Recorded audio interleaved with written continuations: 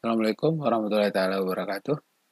Minggu ini kita akan bahas tentang hubungan antara sumber daya alam dengan pertumbuhan ekonomi. Pada prinsipnya, sumber daya alam itu diperlukan untuk menghasilkan sebuah produk yang dikenal dalam fungsi produksi. Fungsi produksi sebenarnya banyak ya. Bisa di dalam bentuk kobdo, gelas, ces, ataupun fungsi produksi lain. Dalam kasus ini, andaikan kita tulis fungsi dari jumlah tenaga kerja labor, kemudian kapital modal, ataupun jumlah barang jasa, jumlah sumber daya alamnya sendiri, dan teknologi. Nah, dari fungsi produksi di atas, sumber daya alam bersama-sama input lainnya menjadi pendorong bagi pertumbuhan ekonomi, karena dia menjadi variabel yang ada di sebelah kanan.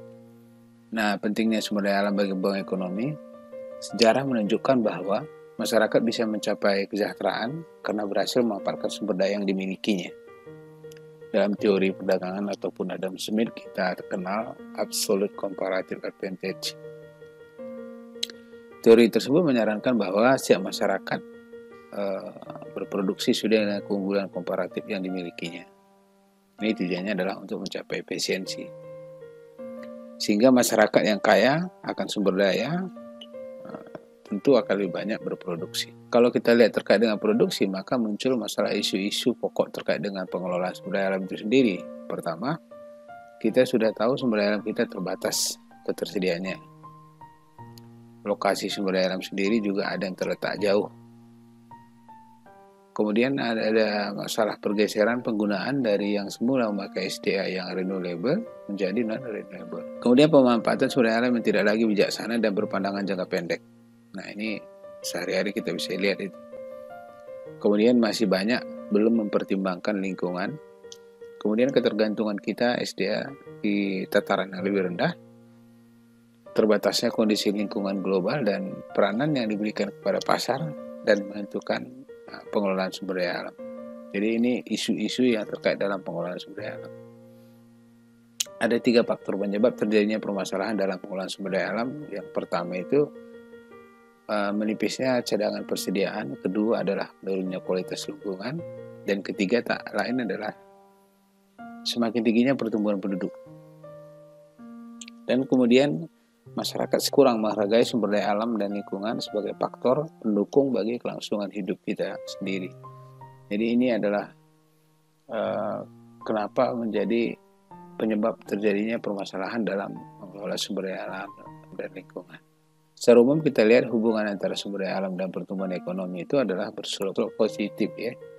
Kalau kita lihat ketika sumber daya alam yang kita eksploitasi makin tinggi, misalnya kita produksi di sini, mungkin produksi yang kita peroleh crude itu sebesar Y0.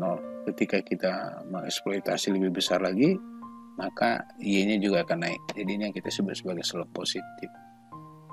Artinya hubungan penggunaan sumber daya alam searah dengan pertumbuhan ekonomi. Nah, kalau kita lihat hubungan pertumbuhan ekonomi dengan tingkat persediaan sumber daya alam sendiri, itu adalah slope-nya negatif. Ketika growth kita ingin capai tinggi, misalnya titik A, maka SDA yang kita keruk sebesar ini. Tapi ketika pertumbuhan, ketika N-nya itu semakin tinggi, cadangannya itu makin persediaannya makin rendah, maka pertumbuhan kita juga akan semakin turun. Jadi ini adalah slope-nya berupa negatif ya, slope negatif, atau kalau begini slope sering kita lihat dalam kurva permintaan. Nah, bagaimana hubungan antara pertumbuhan ekonomi dengan pencemaran? Pasti ya, pasti searah. Artinya ketika kita eksploitasi, maka pertumbuhan tinggi, maka tingkat pencemarannya juga akan semakin tinggi. Nah, pada saat kita memiliki pertumbuhan sebesar Y1, maka indikator pencemarannya sebesar P1, dan ketika kita lebih tinggi, maka pencemarannya itu sebesar P2. Nah, beberapa resep secara global dalam masalah lingkungan yang disampaikan Todaro dan Smith tahun 2015 adalah adanya klausul dan standarisasi produk yang ramah lingkungan dalam perjanjian perdagangan di tingkat internasional. Ini pun salah satu penting bagaimana kita memanfaatkan SDA secara bijak, ya. Berperan aktifnya negara-negara maju dalam memberikan asistensi teknologi yang ramah lingkungan bagi negara-negara kurang maju atau negara berkembang. Kemudian mekanisme konversi utang dari negara-negara maju terhadap negara-negara berkembang, di mana jumlah tertentu dari utang tersebut akan dihapuskan dan dikonversi sebagai biaya untuk melakukan kebijakan-kebijakan pro lingkungan. Ya, jadi ini menarik memang, ya. Untuk poin 3, sebuah negara maju itu bisa mengkonversi utangnya kepada negara berkembang jika negara berkembang itu mampu menjaga lingkungan atau pro lingkungan. Sebenarnya konsep dari sustainable development itu, pertama memang kita lihat adanya trade-off antara growth dan pemenuhan kebutuhan lingkungan. Artinya trade-off itu adalah, kita bisa lihat ketika kita ingin mencapai pertumbuhan yang tinggi, maka pemenuhan kebutuhan lingkungan juga akan rumit untuk dicapai. Atau bisa juga kita sebut sebagai semakin terdegradasi. 3 alasan mengapa pembangunan ekonomi harus berkelanjutan. Pertama, kita lihat dari aspek moral, tentu untuk generasi yang akan datang, ya. Kemudian dari aspek ekologi kita lihat keanekaragaman hayati, dan aspek ekonomi sendiri adalah kesejahteraan antar generasi. Jadi ini 3 alasan mengapa sustainable development itu menjadi penting. Nah, kita lihat deklarasi pembangunan berkelanjutan di Rio de Janeiro kemarin, ya, pada tahun 1992. Nah, di situ ditekankan kesepakatan umumnya itu adalah memuat pandangan bahwa manusia adalah bagian dari integral dari alam kehidupan lain, yakni bagian dari alam bumi, biosfer, sehingga perilaku perusak dan pencemaran pada sebagian bumi pada suatu negara dipandang sebagai perilaku yang tidak etis. Bumi dan sumber daya alam dipandang sebagai sesuatu yang memiliki hak hidup seperti manusia layaknya, karena semuanya merupakan ciptaan dari Yang Maha Kuasa. Nah, ini dari konsep kesepakatan Agenda 21 yang ada di Rio de Janeiro. Pada prinsipnya adalah ingin menjaga lingkungan, ataupun ya tujuannya sebenarnya green, ya. Nah, dari beberapa tadi kita bisa tarik 4 kesimpulan terkait dengan prinsip pembangunan berkelanjutan. Yang pertama, pemerataan dan keadilan sosial. Yang kedua itu menghargai keanekaragaman atau diversity. Yang ketiga adalah menggunakan pendekatan yang integral atau integratif. Yang keempat itu adalah untuk melihat perspektif jangka panjang. Dalam hal ini pembangunan berkelanjutan sering diabaikan karena masyarakat cenderung menilai masa kini lebih utama dari masa akan datang. Artinya di sini kita lihat adalah lebih banyak dilihat dari aspek jangka pendek ketimbang jangka panjang. Nah, tentu hal-hal seperti ini yang perlu dirubah untuk merubah perilaku masyarakat dalam merusak lingkungan. Nah, ini konsep pembangunan berkelanjutan menurut Perman, ya, Perman.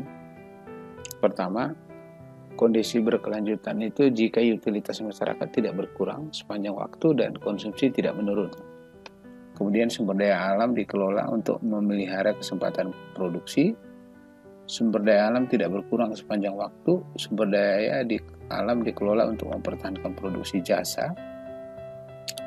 Kemudian kondisi minimum keseimbangan dan daya tahan ekosistem terpenuhi. Jadi mudah untuk diucap, sebenarnya rumit untuk dilaksanakan. Tapi oke, kita lihat bagaimana konsep pembangunan berkelanjutan dari menurut beberapa para ahli. Pertama, DALI.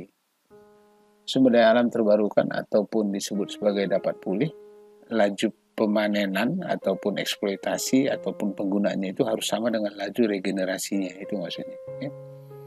Sementara untuk masalah lingkungan, laju pembuangan limbah setara dengan kapasitas asimilasi. Yang terakhir adalah sumber energi tidak terbarukan, eksploitasi secara quasi-sustainable. Kuasi ini sebenarnya adalah artinya di sini status quo. Mengurangi laju deflasinya dengan menciptakan energi substitusi. Itu makna dari sustainability ataupun quasi sustainable. Nah, yang berikutnya adalah konsep pembangunan berkelanjutan menurut pendapat Harris. Berkelanjutan ekonomi itu adalah pembangunan mampu menghasilkan barang dan jasa secara kontinu dan menghindari ketidakseimbangan. Tentu ketidakseimbangan antara alam dan lingkungan, ya. Kemudian keberlanjutan lingkungan, haruslah memelihara sumber daya dengan stabil. Kita lihat lagi keberlanjutan sosial itu adalah mencapai kesetaraan dan menyediakan layanan sosial. Terima kasih. Wabillahi taufiq wal hidayah. Wassalamualaikum warahmatullahi taala wabarakatuh.